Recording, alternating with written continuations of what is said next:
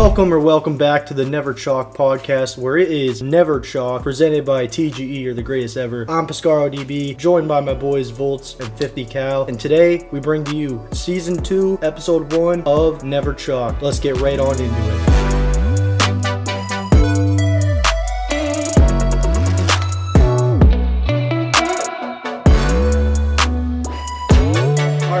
Diving right into, I guess you could call it Season 2 of Never Chalked. We, first and foremost, have a new guest on the show to introduce. Obviously, it's hosted by myself, Scaro DB, and we have Chandler, or Volts, back in tow for Season 2, but we have a new guest. His name is 50 Cal, a.k.a. Jaden. Yes, sir. What's going on, everybody? We're happy to have you. Can you tell everyone your role with TGE, just to give a little highlight? So my role with TGE is the director of content, so I'm over all the content creators, partly taking content lead as well, and I fall underneath Chandler. Yeah, so he's above my pay grade, if you will, but he's going to contribute to the show, and we're looking forward to having him. So, as y'all know, Never Chalked is our Call of Duty League, or CDL podcast that we have here at TGE, and last season, during the Modern Warfare 2 season, it was definitely a lot more conversational and not so much structured or anything like that, and we had a good time with it, but we thought, let's try and take things up a notch to the next level. So we're definitely going to be a bit more structured with our conversations. There's going to be different segments. We're really looking forward to diving into this, and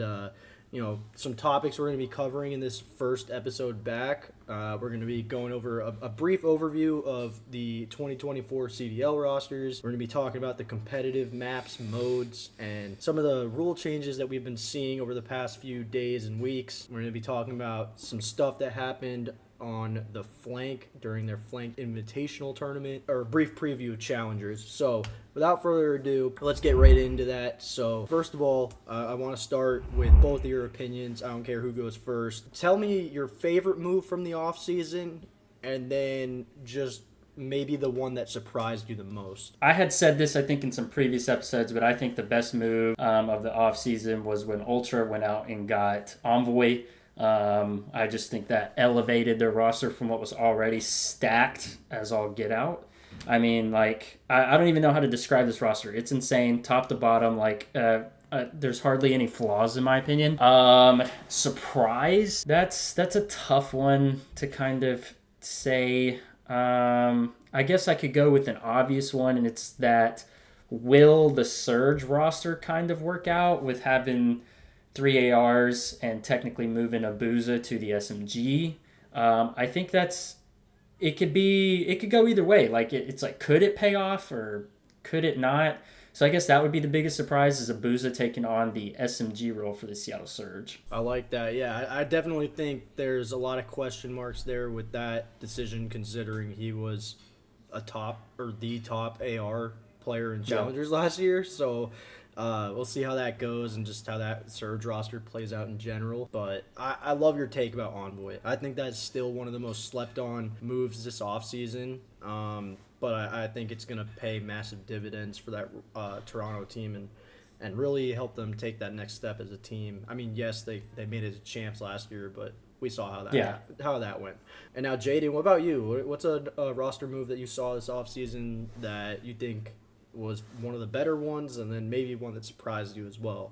I think that, in my honest opinion, I think one of the best roster moves that was made here was Seattle Surge just chalking the entire roster. They haven't really had the kind of performance that they were looking for out of the roster that they had over the past 3 years. Of course, starting with Octane, Octane then going to 100 Thieves. So they kind of needed a reset. Is this going to be the reset that I think that they need? Maybe. As we've played this game, it is a very heavy AR meta with 3 MCWs running around the map, and maybe a rival 9 here and there. But with the way that this game plays, I think that the 3 AR meta actually favors Seattle Surge. One of the surprising ones is actually Kenny leaving 100 Thieves. I'm actually kind of mind blown that 100 Thieves let him go. I'm happy he's with OPTIC, because I'm kind of an OPTIC fan. But I think that OPTIC's going to perform pretty well with Pred and Kenny backing up shotzzy. Pred and shotzzy are both crackheads running around the map. And Dashy can just sit on a head glitch while his subs just run around free around the map. Yeah, I mean, it definitely, seeing Kenny leave 100 Thieves or LA Thieves, I mean, that was very much a surprise. Once we saw Octane retire and Draza sign with FaZe, I think it became more and more obvious that he was going to move on, but I had no idea up until it actually happened that OPTIC was in the mix for him. And he's been a player that over the past couple of seasons has constantly given the OPTIC Texas or OPTIC Chicago tons of trouble. So I think this was a great move, and it's a reason they're being considered one of the top 4 teams. It was very into this coming season. It was very well played on the side of Kenny too. Not letting his cards show, keeping it very quiet. Both OPTIC and Kenny, and I want to props to LAT for like not leaking out anything. Yeah, there was a little leaks of like, hey, he might go to OPTIC, but until it actually dropped and he sent out his farewell video for LAT, like everyone had absolutely no idea where he could go. There were so many options. Yeah, and that's definitely one of those things where a lot of people, there's debates on whether we like that there's leaks in the Call of Duty community or we don't. And I was participating in some of those throughout this offseason with Breaking Point, and I can definitely see both sides of the argument, but I think you're absolutely right. Like, they handled that situation so well, especially with it being a veteran player for that organization, and really letting him kind of control the narrative and announce his next steps on his own. I mean, Drew, I told you before, like, I think in a previous episode or either off cam or something, remember I was telling you there's no way Kenny leaves LAT because he's like the golden boy there, right? I mean, I think he's been there since the beginning. He was their guy. I mean, it was like no way. And then it initially was Draza, right? Like we all thought Draza was going to go to OPTIC, and then Draza ended up going to FaZe, and then it was like, okay, well then who does OPTIC go for? And it was like, who makes sense? And I think we can all remember when Kenny was on an AR back in like Cold War. I mean, he was insane. So it's like, could he? I guess it depends on what Kenny you get. And then, of course, I know this isn't the topic of discussion here, but I brought it up one time, is will Kenny and Dashy work? That might be something that we can discuss later or at some point in the future episodes. But we'll be seeing soon. Season starts very soon. So yeah, absolutely. No, I think it's going to be very interesting to see. I mean, in my opinion, with that team specifically, it's going to come down to the meta, very similarly to how Jaden was saying with Seattle, that if it ends up being a 3 AR meta, that obviously can really favor them. I don't think it has that effect with OPTIC. I think it would be the opposite, where it would be a problem. But, I mean, Kenny has proven to be one of the more versatile players in this league. He's very good about being able to run both roles, and not just, like, run an AR versus run a sub, but like even based on the situation with each map and each game mode that presents different opportunities to run one or the other. Like, he's truly a flex player in an era where we call people a flex, but really most of them are second ARs. But to wrap up this first segment here, I want to do, this is something we'll do throughout the season, when it comes to like the majors and stuff like that. But for now, we just have rosters and names on paper, if you will. So we're going to call this our TGE paper champs or chumps. So I want to go with, I want to hear y'all's best looking roster headed into MW3, and then the worst looking roster headed into MW3. Okay. Well, I mean, I'm sticking to what I've been saying all off season. Champs Ultra. That simple. I think they made by far the biggest upgrade of the offseason, trading out Hixie for Envoy. No disrespect to Hixie. I think he was fantastic while he was there. But I just think when you look at that overall roster, and like I said earlier, man, it's just hard to find a flaw with this roster. And to me, that you just went from a guy like he was good in terms of like what he was willing to do for the team, but you went out and got a top 5 SMG arguably and put him next to CleanX, and then you already have Rookie of the Year and Scrap, and then an excellent leader in Insight. To me, I mean, that's just, they're the best roster, and they're my number one, and if I had to pick a champs winner, that's who I'd pick. All right. You want to ask I was him gonna first, say, or yeah, you want I was my gonna chumps say, Jaden, first? give me who you think your best looking roster is, and then we'll like snake it. Then you can give the worst, and then Chandler can give his worst. Okay, cool. I love Chandler's pick, of course, with the whole envoy move. It's definitely a power move. But I mean, I'm gonna have to go Atlanta FaZe. I think that Celium, Abizi Simp, and Draza are like just gonna be absolute demons on the map, especially with the amount of cockiness that they play with. I feel like, and this is from personal experience, I played Abizi in this game. It's not fun. It's really not. Okay, that dude is moving around the map at mock Jesus is what he's doing. So if he's able to run around freely on a map along with Simp, holding hands, I think that they're going to be an unstoppable force this year. Yeah, no, I mean that definitely was. I think it came as a surprise somewhat. I think most people in the offseason were like, they felt certain that Draza was going to go to OPTIC, and when he chose FaZe over OPTIC, obviously that created some drama, but also there was like beef between I think Simp and Draza from when they were on different teams like over the past couple years. So it's a very interesting situation overall. But I agree. I mean, I think he's a fantastic flex player for them, and everyone else within that roster is obviously like there's no question what roles they're running or anything like that. So I can only imagine they're gonna be another top 2, top 3 team like they've been pretty much since the CDL has existed. So, but now kind of doing the opposite, again, starting with you, Jaden, who do you think is, who's not looking so hot going into this year? I mean, it's kind of... Is there any one team or two teams that, like, you look at and you're just like, they ain't doing shit? I mean, you gotta kind of look at, LAG, you gotta look at... You can't really look at Legion because there's no telling right there. But the Ravens, on the other hand, I think this whole, switching over to Las Vegas is just going to screw them. I really do. You mean switching to Carolina? They're Carolina. I'm dumb. I think Legion made that switch to Vegas. Yeah, I think that their move to Carolina is not going to benefit them. They're already struggling as it is, of course, with the internal org stuff.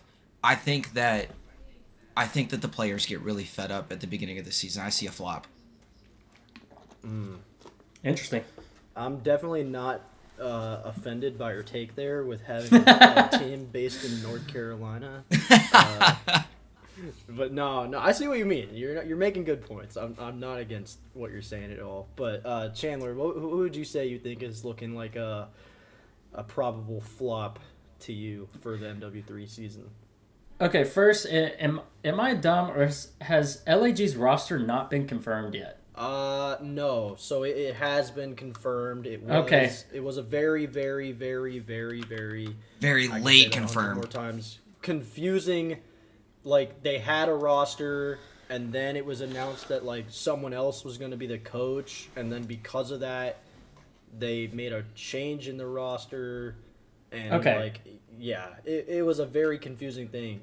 But in fairness, I mean, technically, their most recent tweet, unless I'm looking at the wrong page, but this looks like the right one to me, their most recent tweet as an organization was June 11th. June 26th. Okay, well then, just remind me who this roster is supposed to be, please. Yeah, so is it Spart? Is Spart one of them? No, he's starting in Challengers this year. I think they're all a game time. I think they're all a game time decision. Game time decision. I'm literally gonna have to go and seriously. I'm pulling up Breaking Point's Twitter right now because I'm sure it's on here somewhere. God, when was all that drama going down though? Because they tweet so much. I know it's like Diamond Con is one of the players. And apparently, like, he was the only one that was announced on the original team that then also stayed on, like, the updated roster. But, like, they had 3 players. I think it was, like, ASIM. I'm trying to think of who else they had. It's literally a throw-together team. Dude, yeah. Yeah, I mean, because that was That was my pick. Okay, but I guess regardless of who they have, I think no. I because mean, to me it was want like to pull it up, but like obviously when they edit this, they can cut out me death scrolling on Twitter until I find it because. I mean, the fact that I'm having to do just this... a few moments later. Yeah, I mean, honest to God, I think the fact that I'm having to do this in general is absurd. That, like, we don't have a roster that's what I'm saying. On their Twitter. Like, what? That's what I'm saying. I was like, when I was doing my small amount of research earlier trying to figure out who LAG was, okay, it was like I couldn't find anything. Yep, I found it. So, okay.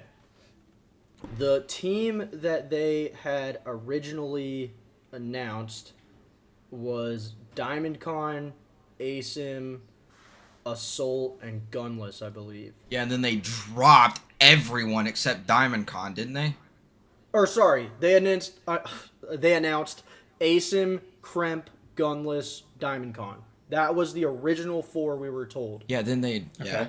But then they brought on... Vios as coach, which they brought him on from Challengers, and there was a lot of people talking shit about that. But okay, I do remember that. From everything I've heard, he's done a fantastic job and has earned a spot as a head coach.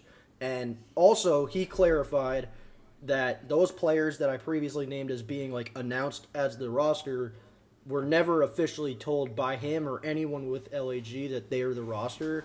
So there was a lot of confusion there with whether the players like jumped the gun and like they were having conversations and essentially just assumed they were the roster versus it actually being official.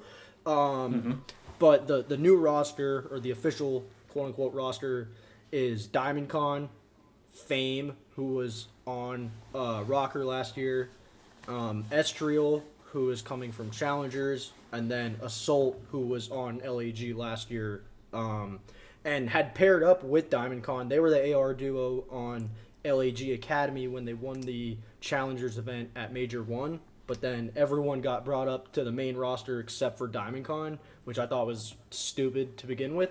But now those two will pair up again, and then it's going to be with Fame and Estriel. Okay. So to wrap a bow on that. Yeah. Well, I mean, that's who I would pick just because that's a lot of unknown, in my opinion. But if I wrote 2 teams down. I wrote LAG, and that was because I did not know who the hell they were, like who they were throwing out there, because of the small amount of research I did, I just couldn't find anything. So I'm glad you went and found that for me. Thank you, Drew. But the other one I said, and I really hate to say this, is the Seattle Surge. And the reason why is because I think it comes down to they are a big what if, right? And what I mean by that is it's like, to me, what would make them a top team is, first and foremost, Abuza goes crazy on the SMG, right? Like, it's a perfect fit. I know he's, like, run it in the past or something like that, but, like, it's just, like, he does well. He's a really good SMG in this game. Next would be R-Cities has to get back to his form, like, ASAP, because he has not played well over the last year or so, and he has to be on top of his game for them to be a top contender in my opinion. And then I really hate to say this because I love Hook, but Hook has got to be more consistent. And honestly, if you could get Modern Warfare / Major 1 Cold War Hook, like this team would be absolutely disgusting. Yeah. If you have all those combined, like I feel like all of those combined needs. So that's why I say I don't know about the Seattle Surge roster. I feel like I'm trying to hit a six-leg parlay with that. Yeah. Well, that's what I'm saying. It's like so much has to go right for Seattle to be a top team, in my opinion. Here, so to me, it's like they probably have to me top 4, top 6 potential on paper, like just to who they are as players. To me, like they have a ton of firepower if you get those versions of those guys that I'm talking about. Like they'd be really hard team to stop if that's who they are. But the reverse is also true, and that makes me think like they could potentially finish last, like just dead last, because if R-Cities is bad, if Hook is inconsistent, if Abuza doesn't do well on a roll switch, you're depending on a lot there, man. You really are. A lot of volatility. No, For sure. Like Jaden says, it's like hitting a 6-leg parlay. It's gonna be it's a lot of what ifs. I think a bright spot is like you kind of have the optic curse going on over there. That's literally so it's like, I was gonna say. That's the only thing they're going for them is they have the optic curse times 3 with Illy, Hook, and Rambo. As the coach. Yeah, literally. So we'll so see. it's like, That's really gonna be put to the test this year. Yeah, it really will. If they do, man, you know that is 100%. If they do that, like that's literally me betting on the Browns to win the Super Bowl on a 6-leg parlay and me getting 1 through 6 in the playoffs correct and the Super Bowl. Like it would blow everyone's mind.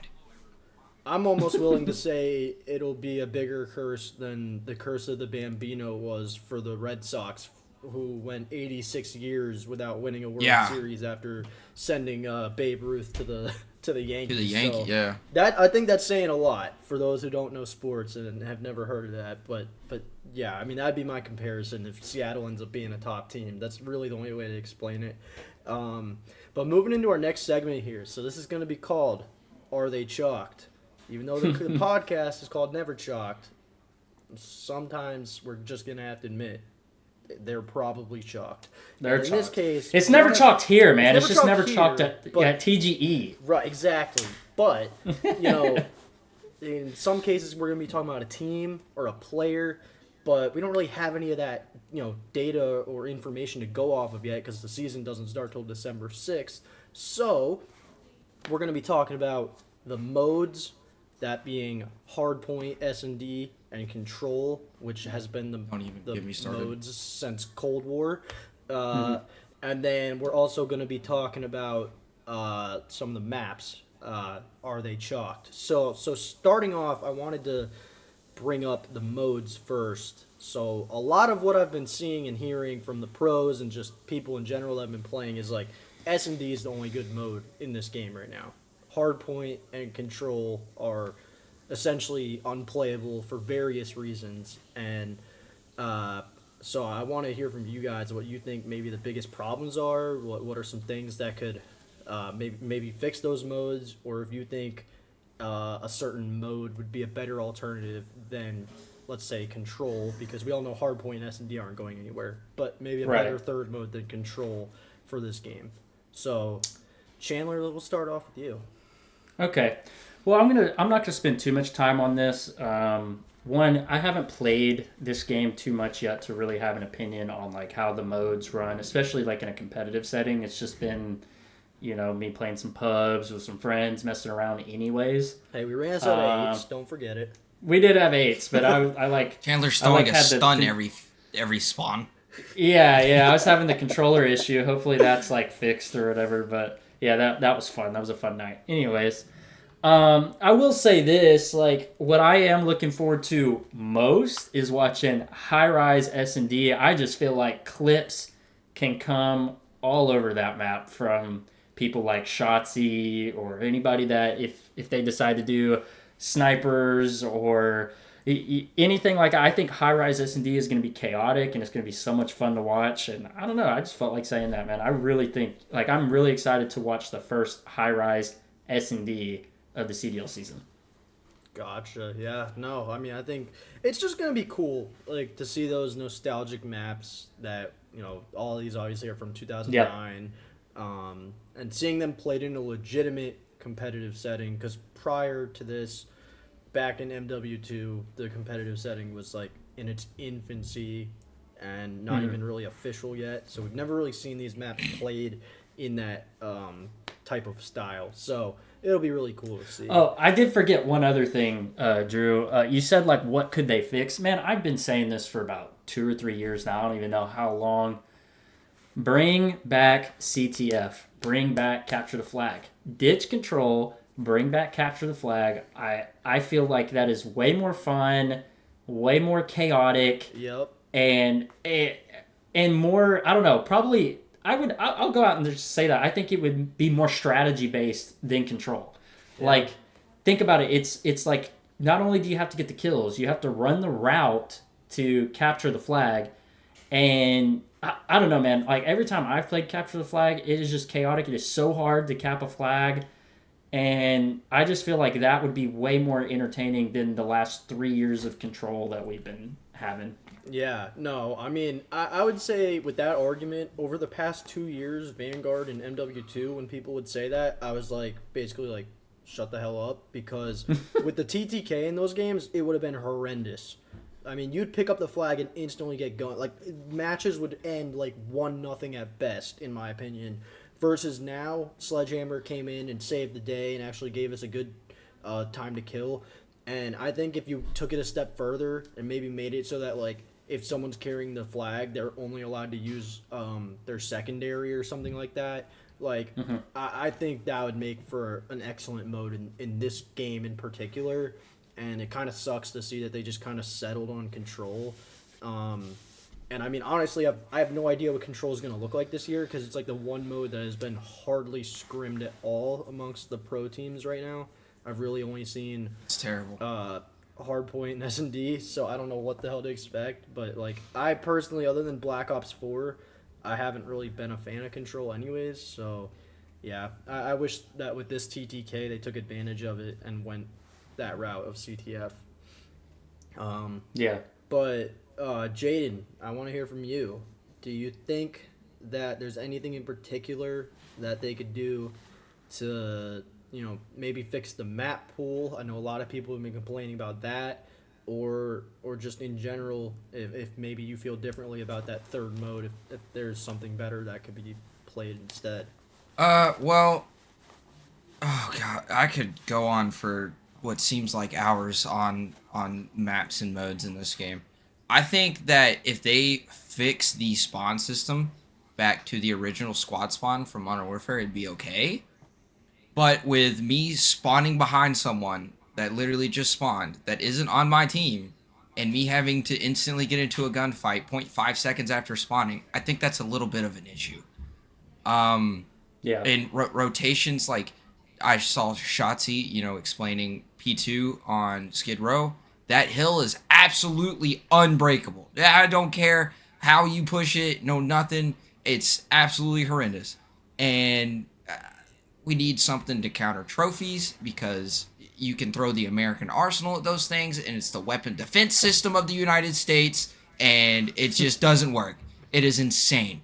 Yeah, I've seen people saying they need to use the DDoS. Yeah. Maybe one per team use the DDoS to counter them. I've also seen some people say they wish that with trophy systems you didn't have to shoot them, because in previous games you used to be able to just go up and like hold square or hold X on them. Yeah. And they would destroy it, and I think that's another thing that'd be great to counter them, because obviously when you shoot at them, you're giving away your position on the map, and there's no way to quietly take them out. So yeah, I think with the trophies. The trophy systems, they definitely have to find a counter, especially in this game with some of these hills. It's a freaking missile defense system of the United States, bro. That thing doesn't die. It's insane. It literally protects you from Predator missiles. It might as well protect me from a tactical nuke. It negates the one kill streak that's currently allowed to be used. Literally, I can sit underneath that thing and throw it. I could sit on top of it, literally as it's in me, and be protected from a cruise missile that's shot from a Reaper drone as if it's just an umbrella of armor around me. Like, what? Yeah. That like, I mean, it's insane. I think between the maps and modes, again, the third mode in particular, and then just some things that they could do to change up Hardpoint and make it a little more competitive, considering how some of these hills are Actually, set want up to talk on currently. the third mode. Oh, yeah? Good. Let's hear it. I want to hear your Control takes on is horrendous. I don't know if you guys saw the tweet. I forget who it was. Sub-base control. Did you guys see how close B control site was to the attacker spawn?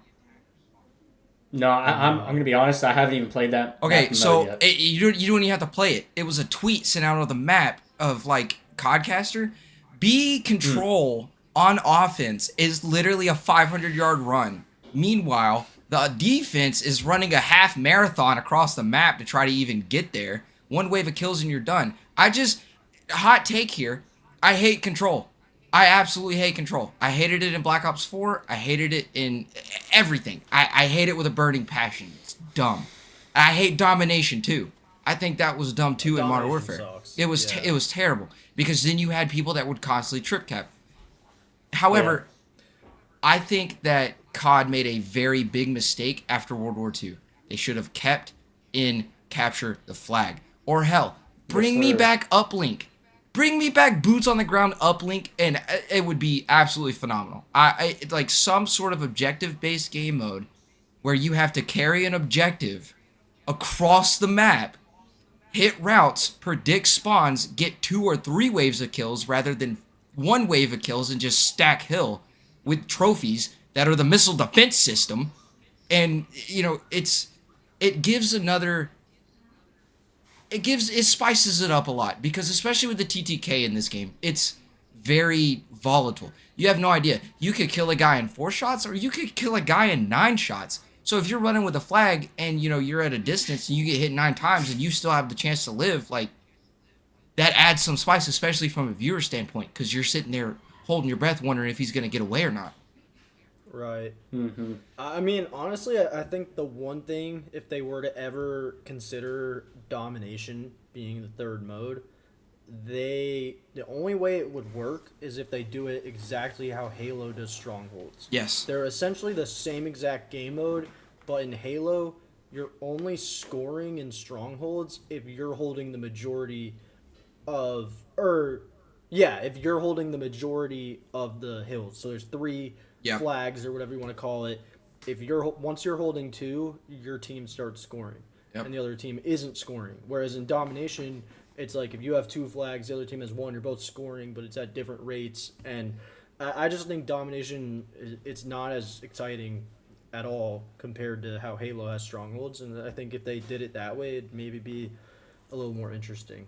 That's why I think Halo's up so high over COD. There's so many game modes. You got Oddball, CTF, Slayer, King of the Hill, Strongholds. Like, all those tie into a series in Halo. Whereas in COD, you have Hardpoint, S&D Control. That's it. Yeah. I mean, I definitely think some of them in Halo are a bit monotonous. Like, having King of the Hill and Strongholds, it's kind of similar. I definitely think Oddball is a type of mode that, like, it's kind of like, what do you call it? It's kind of like Uplink in a sense, where you have, like, something you have to hold. Yeah. But obviously, I think it's a way that you could have an Uplink style mode in a boots on the ground game. Because we all know, like, Uplink, it's not going to look the best unless it's... You're not going to have as many flashy plays as if it was a jetpack COD. So I'd rather them hopefully bring jetpacks back and then implement that mode in that. But I think that covers it for the Are They Chalk segment. I think we can all agree it's not looking good. No, we'll not see. at all. I mean, we'll see how the maps and modes play and how the GAs all play out and whatnot. The segment is called "Are They Chalked?" The answer is Respawn is the chalked. answer is Respawn is chalked. Respawn. Yeah, Respawn's chalked. All right, and to finish things off, we were going to do 4 segments. I think we're already running late, so we'll just keep it at 3. This last segment that we're going to do in this episode, and that will be a recurring segment as well, we're going to call it X Go and Give It To You. First of all, Yes, sir. Rest in peace, DMX. Second of all, X being Twitter, for those who call it X now.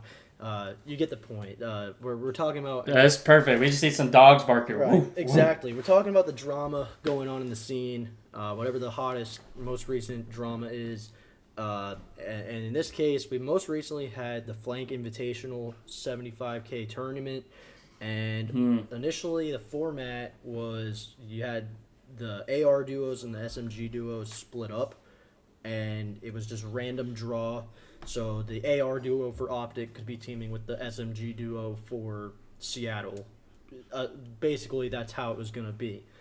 And they drew the teams, and Scrap was in the chat, in Zuma, or the Flanks chat, and essentially was like, bro, hell no, like, let me do a respin.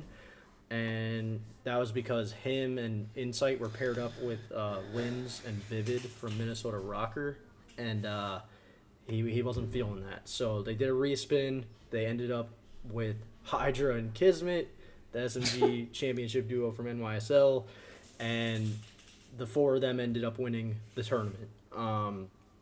So, that caused a lot of drama because a lot of fans were saying it kind of took the randomness out of it. It wasn't nearly as fun to watch. And also, I mean, it was kind of disrespectful to the people that they, didn't want to team with. Not that I don't think he really cares, but in general, when they have off-season tournaments like this, if they're going to go that format, I mean, do you think they should allow respins, or do you think it should have been the random draws should have stayed as they were? I mean, personally, I think the whole point of it was to be random, right? So just leave it at that. Who cares at the end of the day? I get it's a $75,000 tournament and you're wanting better teammates, but that was the point of it. It's supposed to be random, and everybody had the same chance, the same luck to get paired up with the better teammates or the better players, right? So to respin on something, I don't know, you might as well have just picked the teams, right? Just pick the teams, because not everybody's going to be happy. Do you think everybody was happy with who they were teaming with? No. There was just one person that, just threw a fit about it and didn't want to team with the other 2 guys, and then, of course, ended up, I mean, I'm just going to say it, he upgraded on the SMG spots with Hydra and Kismet. Yeah. So, you know what I'm saying? It's just wow, I mean, it's that easy. All I got to do is, enter one of these tournaments and just say, if I was wanting a respin, I could get better teammates that way. Sure, I would do it every time. And I will say, I guess to give some fairness to them, so it was people were saying it was pay to win because they paid or gifted subscriptions or whatever it was to do the respin. The money that was acquired via the respins was donated, so I just want to point that out there, that Zuma didn't just keep the money. Right. So to give fairness, the money was at least for a good cause, but sure. But yeah, I mean, I think it definitely kind of defeated the original intent of this style of tournament. But Jaden, what did you think before we wrap things up? I think it was extremely selfish. For a fact that there were other people. I didn't see all the teams before the respins, but I know for a fact there were AR duos that didn't like their SMG duos, or that weren't up to the same skill level. And, they would have had to just deal with it, right? That's what happens whenever you do a random draw tourney. But for Scrap, I don't like Scrap at all. I don't like the kid. I think there's a certain level of villainism that needs to be in, and there's definitely, a bar that shouldn't be crossed, and it's been crossed by him multiple times. I just don't like him. He's too cocky. And I feel that whenever he went in there and Zoom would stream and was like, yo, give me a respin, blah, blah, blah, blah, blah, I feel like a bunch of his community also went in there because he streams. And we all know toxic people attract toxic communities. And I feel like they all went in there and started bullying everybody. Zoom probably just didn't want to deal with it. Of course, the money to charity probably helped too, but I do feel like it was pay to win because look at who he got, man. Hydra and Kismet. You couldn't ask for 2. Literally, you just won. Out, yeah, literally. The lottery. It's not even that. You just got second place at COD Champs, right? And now you're playing with a first place team. You just won so much money at COD Champs, and you can't just play some random spin $75,000 tourney whenever that's maybe just a full prize pool that you won yourself at COD Champs after placing second. You had second and first place teams on a roster. What did you expect them to do? Get DFR'd? Yeah. No, I think to close it out here, and I definitely agree with a lot of what you're saying. Let's say Crim6 was still playing in the league and he had done this. First of all, I think from his background and what we know of him as a player, we would have expected it. Yeah. And if anything, we would have a little more respect for it because he's won 3 championships and has done it with different rosters and whatnot, and he's one of the most accomplished players of all time. But for a player that just finished their rookie season to kind of have that attitude of I'm too good to play with these guys in a off-season tournament that, aside from money, was meaningless in the grand scheme of things. We're not even going to remember who won this a year from now. I think that was just I don't know, being a little too full of himself. I know that's who he is as a player or person, whatever. But I don't know. I wasn't a huge fan of it, and again, it kind of defeated the purpose of it being a random duo tournament. I don't know. I feel like you shouldn't have like that much cockiness if you like. Granted, you made it to champs your rookie season, bro. You lost 7-0. 7-0 in champs finals, man. Like 5-0. Was it 5-0? 5-0. 5-0. Still, it's still a That's a sweep, nine, bro. yeah. It, like No, it was a sweep. they got stomped. Well, and here's what I thought you were bringing this up. It's like he literally teamed with the guys who beat him in champs, and he was okay with that. Yeah. He Especially the one, he disrespected disrespected his word. Kismet, and then Kismet shoved every word down his throat. Yeah. Yeah, No. I don't know, man. It's weird, and I personally I like Scrap. Like I've been a supporter of his. Like when he was on the reserve spot for Ultra in Vanguard, I liked him then. And I don't know, man. To me, it's just this was weird behavior, and like it's just it almost makes me lose a little respect for him to go in and just do that, right? Like to ask for different teammates, because like 50 Cal said, it's like there was tons of ARs who probably didn't like their SMG duos, and vice versa, some SMG duos that didn't like their AR duos. But to go in and just complain about that when like this is just an off-season tournament, like it's I don't know, man. It's like no, I feel You can also say vice versa. You had people that were like, holy crap, I'm teaming with the 2 top SMGs that won COD champs. I'm about to win this. And then all of a sudden a respin happens, and you're like, great. You had people that loved their team that then, get crap teammates, while Scrap gets absolute God squad. Yeah. No, I honestly, if you're gonna do it a certain format, then stick to that format. I think that's what we all agree on here. Yep. But yeah, I mean that's gonna do it for I guess episode 1 of season 2 of Never Chalked. A little off-season special. As we approach the start of the 2024 season. It's great having again Chandler and our new guest Jaden on the show.